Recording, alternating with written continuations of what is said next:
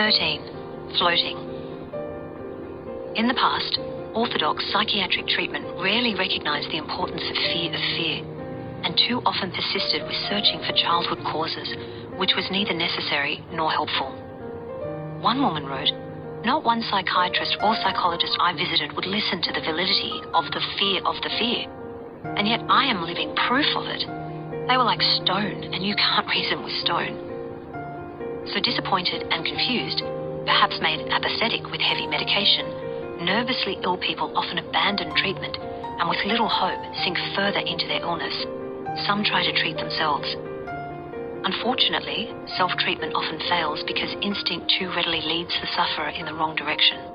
They try to fight their illness. They should float, not fight. Many ask, "What do you mean exactly by floating, doctor?" I can explain best by giving examples.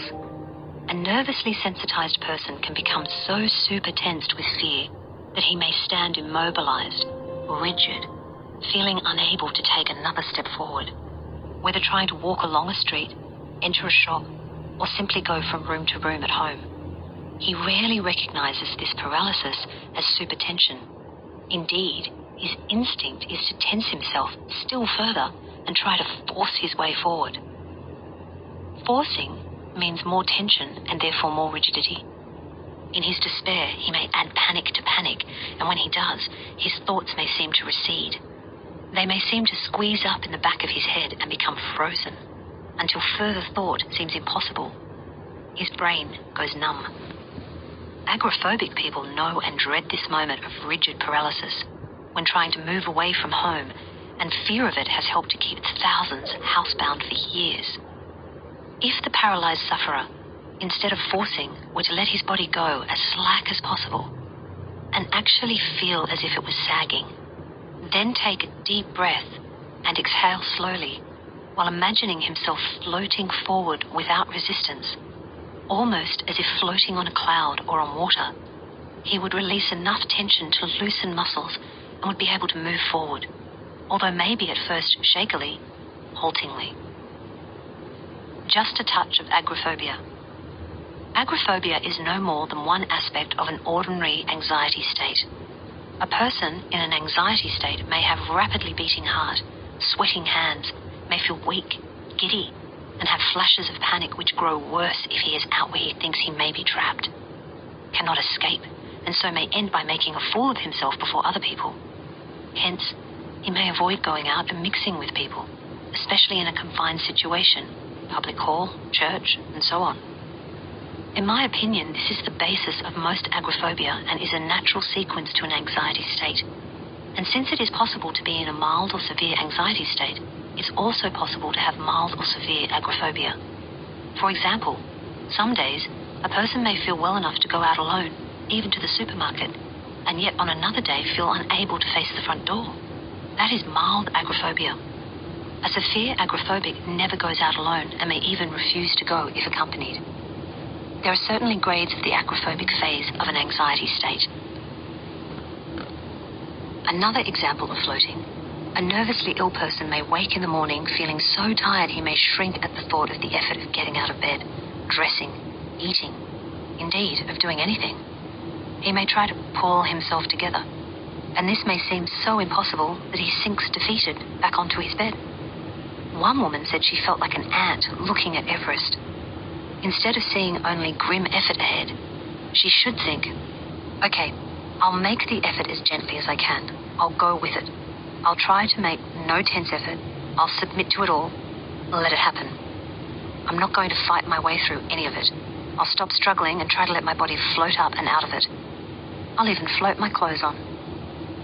Can you appreciate the difference here between fighting and floating? Floating means no grim determination, no clenched teeth, as little pushing, forcing as possible. You may say, floating is only relaxing. It is certainly relaxing, but it is more than that. It is relaxing with action. One faces, relaxes, and then floats on through. Floating does not mean lying and gazing at the ceiling and thinking, I don't have to make any effort, I'll give up the struggle. I'll just lie here on the bed forever and do nothing. That's relaxing, all right, but it's not relaxing with action. And yet, temporarily, doing nothing about it can have a beneficial, refreshing effect, but only temporarily. The sufferer, practicing letting his body float up from his fatigue, has no need to search for a way to recovery. It is as if he steps aside from his body and lets it find its own way out of the maze. The body that so skillfully heals a physical wound without our direction can also heal sensitized nerves if given a chance and not hindered by inquisitive fingers picking at the scar. Float. Don't pick.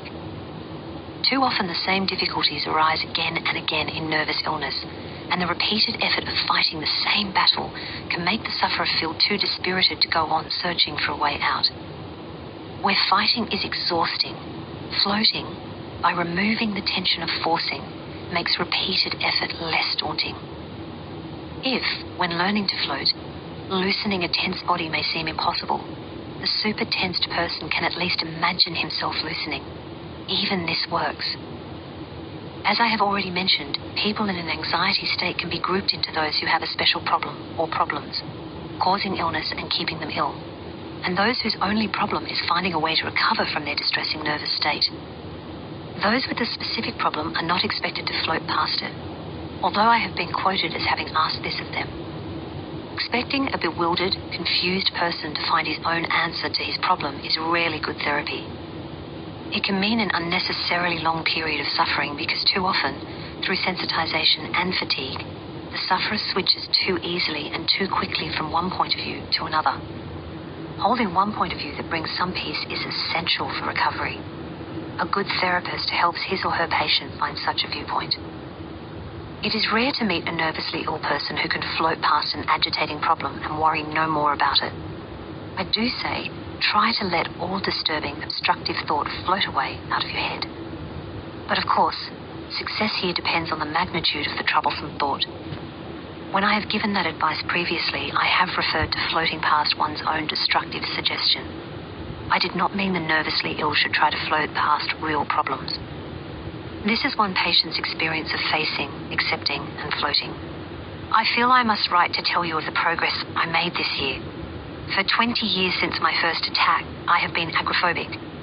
During all these years, at the sight or mere mention of the word bus, my stomach would turn over and the idea of getting on one impossible. As you know, last year I got your audio recordings. Going on holiday, your recordings are constantly on replay. As a result of listening to the recordings, I decided to face a short cruise for myself and family. This year I booked a much longer cruise, a month, to the Canary Islands. So it was on with the recordings again. The first 4 days were not so good. The sea was rough and there was a strong wind. However, I had made up my mind to do everything I have been unable to do for so long. I went 6 times in the coach to the restaurant alone. I went up the mountains at Tenerife, 4,000 feet, with a sheer drop on either side. I even crossed to the shore by launch. Only one evening was spoiled. When I entered the dining room that night, I had a terrible feeling of self-consciousness. I just couldn't swallow, and it was my favorite meal, roasted turkey. I did the only thing I could think of. I ate the soft vegetables and the dessert and kept repeating to myself, loosen your body, accept and float, accept and float. By the time we had reached the coffee, I was floating fine. So now, practice floating, and while you do, be prepared to obey the next section and let time pass.